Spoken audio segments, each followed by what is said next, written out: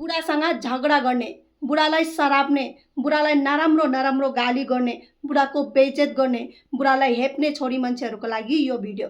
यदि तपाईहरुले पनि हो त्यस्तो गर्नुहुन्छ भने नि बन्द गर्नुहोस्, किनकि हो त्यतिखेर तपाईहरुले बुझ्नेछ जब बेलुका बुढा घर फर्किएर आउँदैन।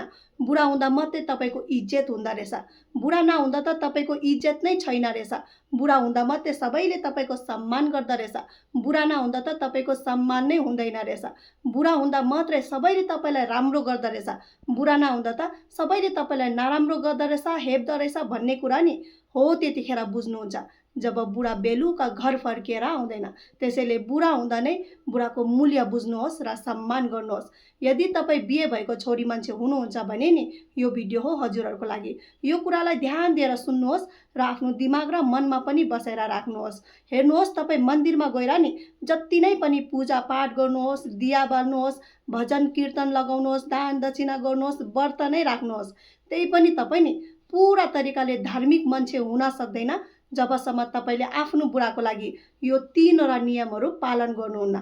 के हो यो 3 वटा नियम? ध्यान दिएर सुन्नुहोस् है त। नम्बर 1, आफ्नो बुढाको इज्जत गर्नुहोस्, किनकि बिहे भएको छोरी मान्छेको लागि नि आफ्नो बुढाको इज्जत नै आफ्नो गहना हुन्छ।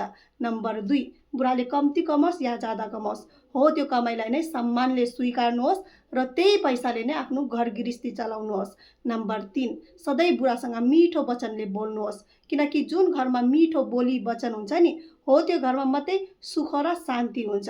र एउटा कुरा, बिहे भएको छोरी मान्छेको लागि नि उसको घरै एउटा मन्दिर हो र बुढा एउटा भगवान। त्यसैले सबै कुरा ध्यान दिएर